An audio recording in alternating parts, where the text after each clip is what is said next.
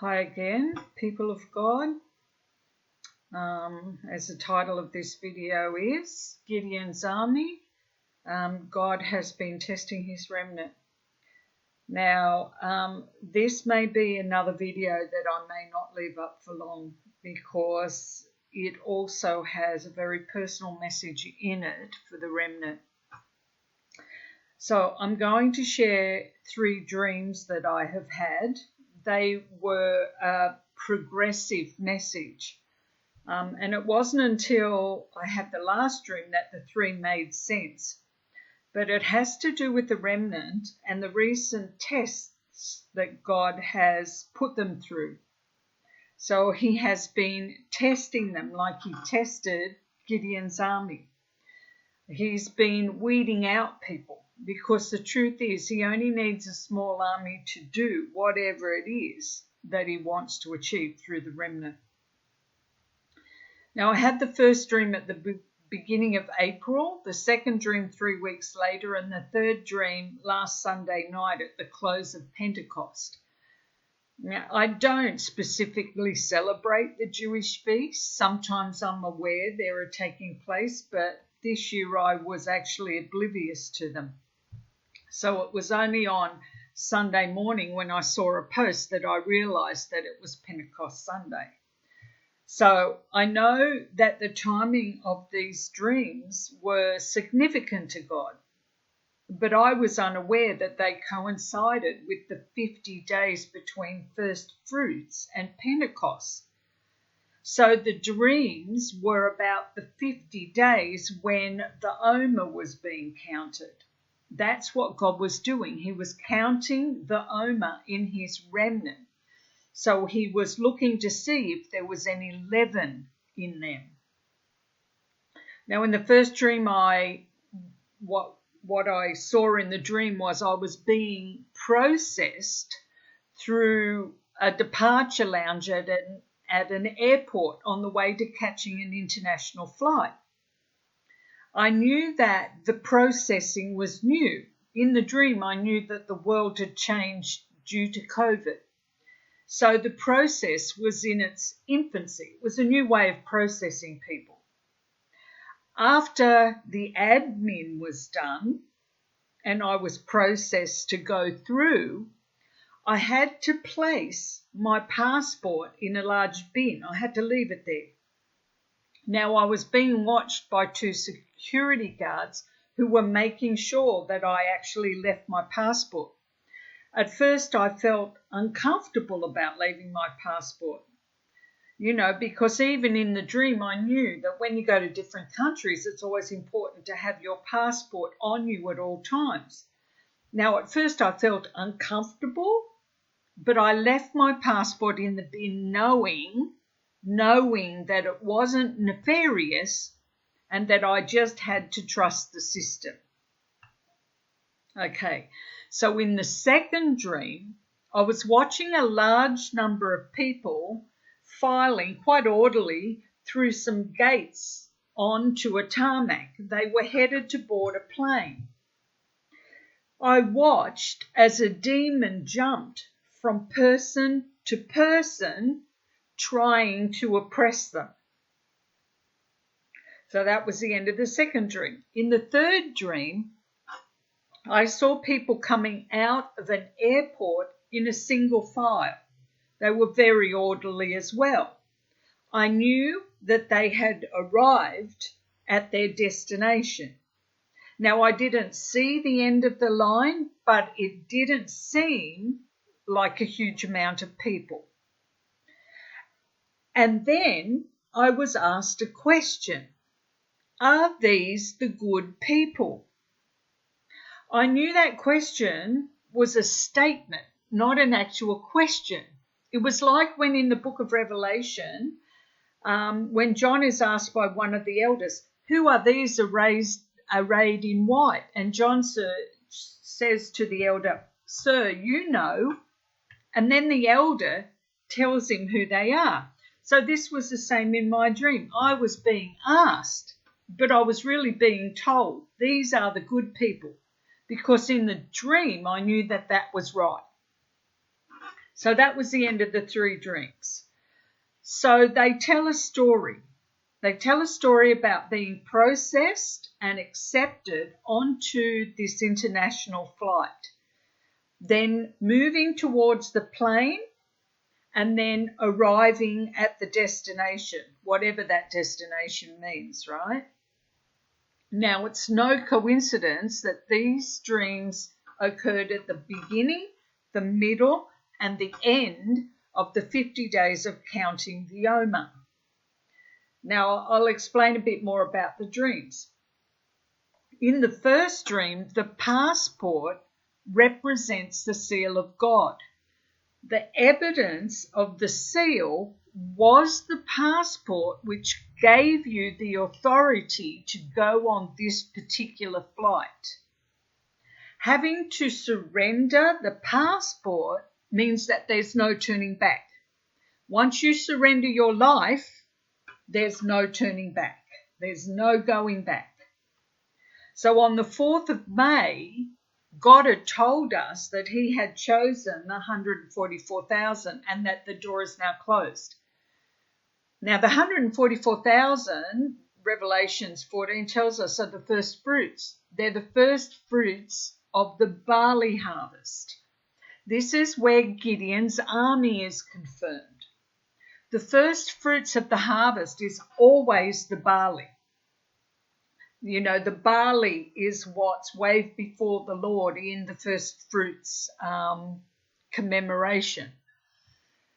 Now, in Judges chapter 7, God tests Gideon's army because he only needs the best. He doesn't need a lot, just the best to win this battle. And after God has the best of the army, Gideon hears a man telling a dream.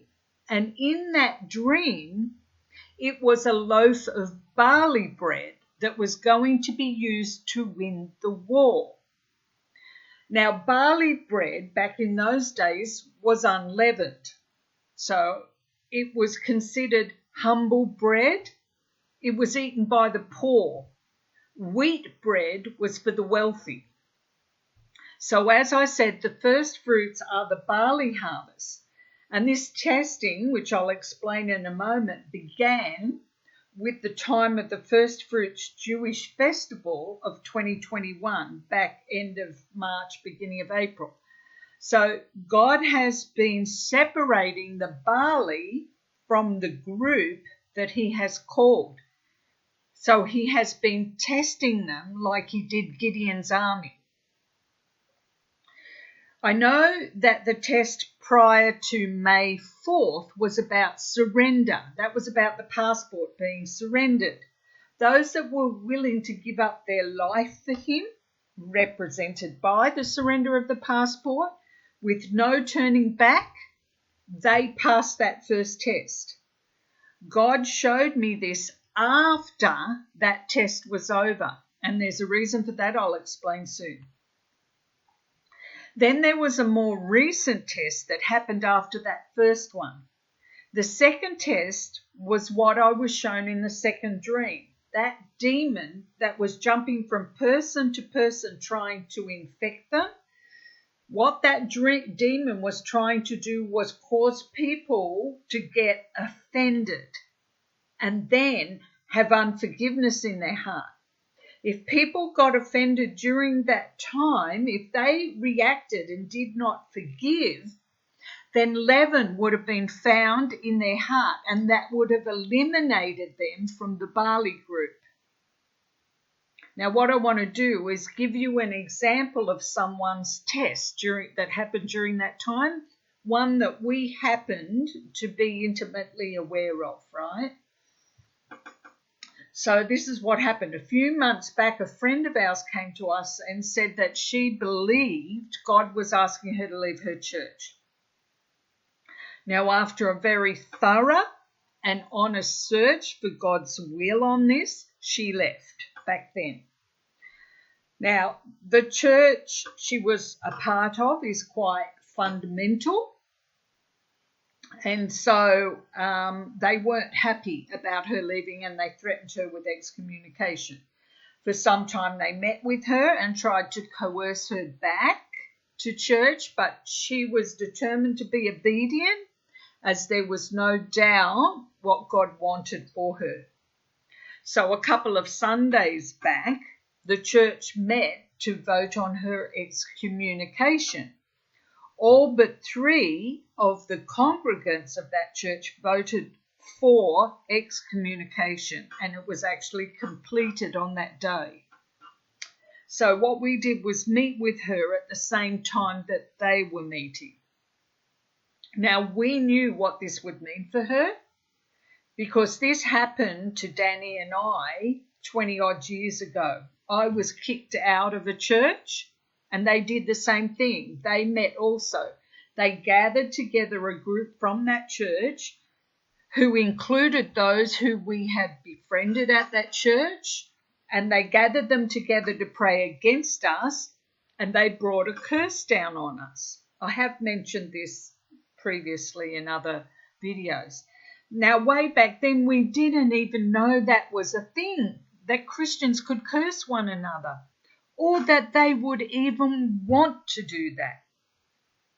Now, what happened was horrible things kept happening to us in rapid succession that we just could not break through or get it to stop. We finally figured out what it was, so we prayed against it and broke a curse over us immediately. And we knew that it was a curse, because as soon as we broke it, it stopped. Now, some years later, we ran into a person who'd been at that prayer meeting, and they told us about it. Now, we'd already figured it out, but it was good to have that confirmation. They told us that at the time that they hadn't actually thought that it was fair what the church had done to us, but they had prayed anyway, because that's what people do when they want to stay with the group, right? So we knew what would go down for this friend of ours. So we met at the same time. We prayed protection for her. We prayed that any spoken word or curses would be broken. And then we prayed blessing on that congregation, and we made sure that our friend understood that they had to have a forgiving heart towards the church, which she did. There wasn't any problem about that. She was fine about having that heart towards them. Now, that situation could have gone 100 ways wrong. It was just very fortunate that we knew how to deal with it. Little did we know that it was designed as a test. Now, I want to tell you something. Christians are very, very good at putting curses over each other. It is the use of witchcraft. It is pharmakia. Now, pharmakia is not just about the use of drugs. I know that the anti-vaxxer Christians have latched onto that word as being all about drug use, and they have chosen to completely ignore the full meaning of pharmakia, which is the use of witchcraft and sorcery. It pertains to anything that controls by influence the mind of other people. It pertains to the use of any power against another person that takes away that person's free will. Cursing is always used to control people. That's witchcraft, that's pharmakia. When I did that video that I did about the vaccine, I had some very, very strong comments left on our channel against me. I was told I was wicked and a liar, that I was influencing people to commit abomination, that I myself was an abomination to God, and that I had taken the mark of the beast and there was no turning back, and that I was obviously disobedient because I had not sought the Lord for doing this. I have actually heard many people who say that they are speaking for the Lord, declaring mental illness and even death over people who've had the vaccination. When you speak those kinds of words over people, this is word curses. This is witchcraft. This is practicing pharmakia. And these ones who do it happily without any thought for the people they're speaking against. They honestly think that they can practice witchcraft, but if they don't take the vaccine, that somehow that puts them in right standing and in a safe position before God. You know, when people do that kind of thing to me, which has happened often over the years since we've had this channel, even before that, people would say it to your face. You know, but when they do it, I leave their comments there. I rarely remove them and I rarely respond. Now, do you want to know why I leave them there? I'll tell you why. Because God is my judge. I leave them there as a testimony against them. Let God be my judge. Let God judge between me and thee and see if there be any wicked way in me. If God has asked me to deliver a message and people don't like it, then let God judge. I'm not afraid. I know the promises of God. I know that He has said that any weapon formed against me shall not prosper. And yes, they shall gather against me, but whoever gathers against me shall fall for my sake.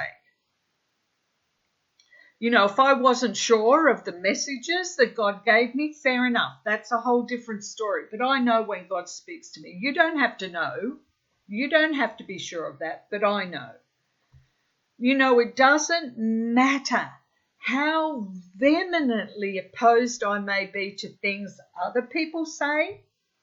I will never leave comments like that on their channel or social media, nor will I respond to them in that manner on my own channel. I will not curse people. When you curse people, it does not come without consequences. When a person sows, whatever a person sows, they reap, and the law of increase also applies. There are plenty of Christians who curse others, and then they wonder why their children won't come to the Lord.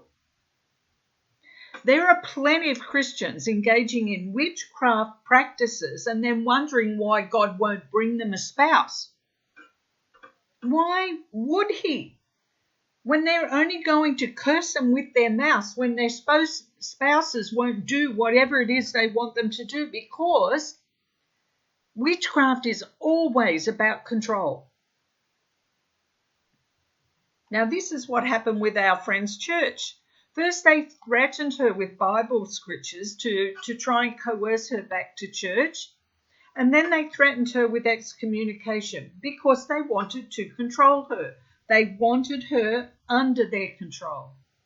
Instead, what they should have done is blessed her, released her, and wished her well in her obedient walk with God. That's what they should have done. But instead, they met together to vote against her, to pray against her, to officially reject her and cast her out and declare her not of God. This is cursing and it's witchcraft. They might as well have thrown explosive fire dust into a fire and danced naked around the flames. That's how much witchcraft it is. But you know what? Our friend was so gracious towards them, even though it hurt her heart, because she had friends there that she had known from her youth. But she determined to forgive them and be gracious to them, to wish them well, and to make sure she held no debt against them, knowing that they simply just don't get it. They just don't understand what it is they're doing. That's what Jesus said on the cross. You know, Father, forgive them. They don't know what they do. But the interesting thing is now Now we know what we didn't know back then. She just passed her test. Many of us have been through a tough testing time over this last 6 weeks. This demon has been jumping from person to person. And it was a test sent by God to separate the barley from the wheat. You know, we were tested with offense. Because if unforgiveness had been found in our heart during the counting of the Omer, it would have excluded us from the Gideon army that God is gathering. And that was my third dream. Those who passed the test made it through that transition. They were leaving the airport. And God declared them good people. You know, God only needs a small, humble Gideon's army. Because then it is the might of the Lord that wins, and he will get all the glory. God told me about these two tests in both occasions after each one had happened. And I understand why, because he wanted us to pass those tests honestly and not fake it because we've been pre-warned about them. He wanted to find out what was in our heart. Now, what happens now? What does it mean to have passed that test or those tests? Well, we have no idea. Maybe we'll see some sort of outcome because of the results. Maybe it'll be obvious, maybe not. If Danny and I get any further revelation, we'll certainly let you know. But I just want to finish with this. Our calling means absolutely nothing if our character lets us down. God is not going to overlook our character. God is not raising up a harlot remnant. He has a whole church full of harlots. God is raising up a humble and holy people to fulfill his last day's works. Now you can read about the testing of Gideon's army and the barley loaf in Judges chapter 7. So we are living in interesting days. So until next time, we bless you on your journey.